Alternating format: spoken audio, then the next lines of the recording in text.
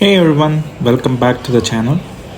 Today we are flying from Bengaluru to Kuala Lumpur on Batik Air.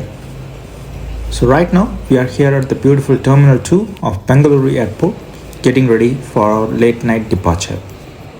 Our flight is scheduled to take off at 11:20 pm, so come along as we explore the journey, the cabin and the entire travel experience. Waiting at the check-in counter, the crowd was less, so the waiting time was very minimal.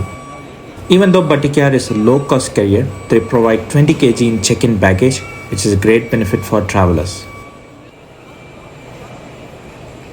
After check-in, we went straight to the immigration and security, and Bengaluru Airport was super smooth today. The entire process from check-in to clearing security took just 45 minutes. After crossing immigration and security, the first thing you will see is the Bengaluru duty-free store. It has a good collection of perfumes, chocolates, liquor and travel essentials.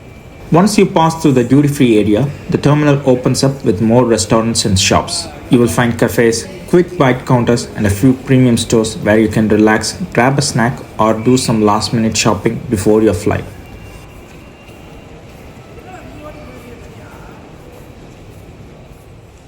Next up, once you cross the shops, you will find the 080 lounge, the only lounge available in Bengaluru Airport Terminal 2. Unfortunately, we couldn't access it this time using our credit card because of a system issue. I also missed a trick here. I should have generated the QR code before coming to the airport, which would have made the access smoother. So if you are planning to use the lounge in Bengaluru Airport Terminal 2, make sure you generate it in advance. So right beside the lounge, there are a few restaurants and cafes. On the way, you will notice the beautiful garden pavilion and massive structure right at the center of Terminal 2. It's not open for passengers yet, but once it opens, it's expected to offer a 360-degree view of the entire Bengaluru airport. For now, we can only admire it from the outside, but it definitely adds to the natural and friendly vibe of T2. We have now reached the gate area and our flight today is departing from gate C1. Right on time, here comes our Batik Air Boeing 737 landing as scheduled. Since the incoming aircraft has arrived on time, our departure should also be right on time. So let's get ready to board and continue our journey to Kuala Lumpur. Boarding started right on time at 10:50 pm, which is great to see, but the process wasn't in any particular order. No seat-based or zone-based boarding. Everyone allowed to join the queue at once. Now we are entering our Batik Air 737-800 for today's journey to Kuala Lumpur. The aircraft comes with two cabin classes, business class at the front and economy class behind. As we walk in, we first pass through the business class cabin, which is arranged in a comfortable 2x2 layout. And right after the business class, here is the economy class cabin featuring the standard 3x3 layout. This is where we will be seated for today's flight.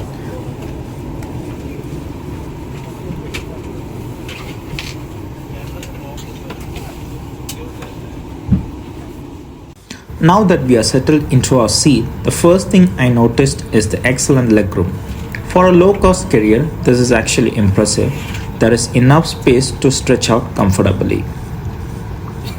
There is no infotainment system on this aircraft, which is expected for most Batik Air 737-800 flights. So make sure to download your movies, music or offline entertainment before boarding. The food tray is basic but sturdy enough for meals or placing your laptop if you do plan to do some work.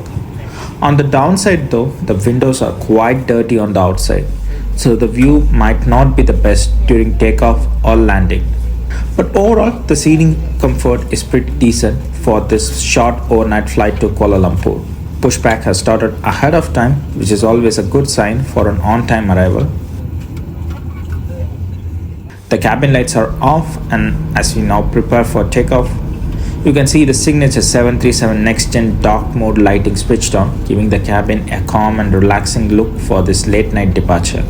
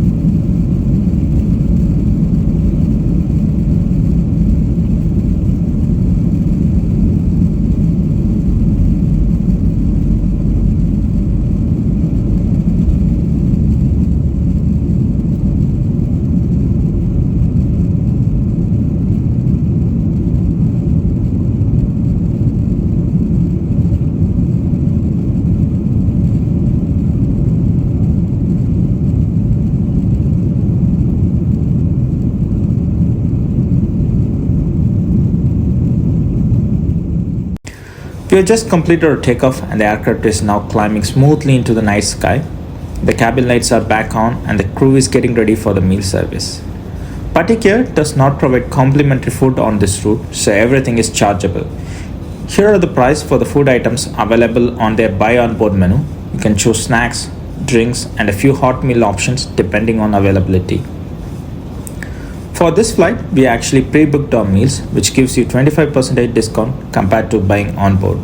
So if you're planning to eat during the flight, pre-booking is definitely the smarter and more cost-effective option.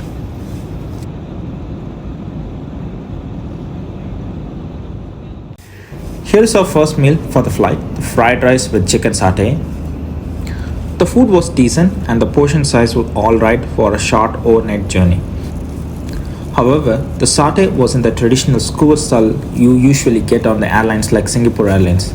Instead, it tasted more like a kebab style chicken with a slightly different texture and flavor. Overall, the meal was just okay, nothing special, but good enough to keep you going for the rest of the flight. Next up is our second dish, the Nasi Lemak Ayam, one of the most popular Malaysian meals. This one actually tasted really good compared to the previous dish. The rice had a nice aroma, the curry had a strong punch of coconut flavor that you expect in a proper Nasi Lemak. Also, a water bottle is provided complimentary if you buy a meal, which is a nice added benefit.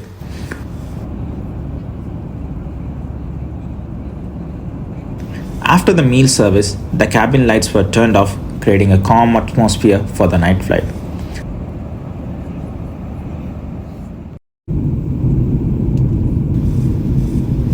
So, it's 5:30 am Malaysian time and we are now flying right above Kuala Lumpur. We will be landing shortly and the good news is we are arriving 15 minutes ahead of schedule.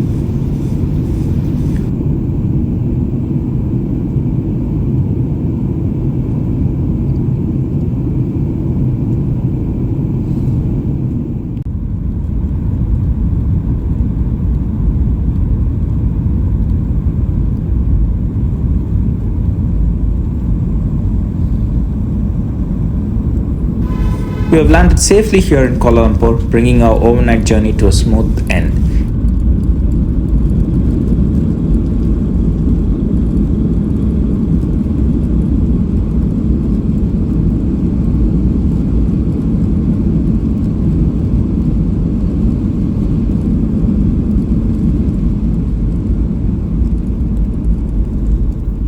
Even though this particular flight is scheduled to arrive at Terminal 1, there seems to be some congestion this morning. So after touchdown, we had to wait on the ramp for about 10 minutes before getting a parking stand. It's quite common during peak hours, but still a bit of a delay before we can finally deplane. So even though we landed early, there is no air bridge available for our arrival. So we'll be taken to the terminal by bus, which is quite common during busy morning hours at KLIA. Luckily, immigration was really fast today at KLIA and within minutes we were through. We also received our luggage quickly, which is always a relief after an overnight flight. Overall, Batik Air is a decent option for the price. We paid 9,000 INR, that is 420 MAR, for this one-way flight journey, and for that fare, the experience was quite reasonable. Good legroom, smooth flight and on-time arrival. A simple, no-frills flight that gets the job done. After exiting the terminal, we booked a grab car right from the arrival hall, which was quick and convenient. So that wraps up our Batik Air journey from Bengaluru to Kuala Lumpur. If you enjoyed this video, don't forget to subscribe to the channel and leave a comment below. Your support helps us create more travel videos just like this. Thanks for watching.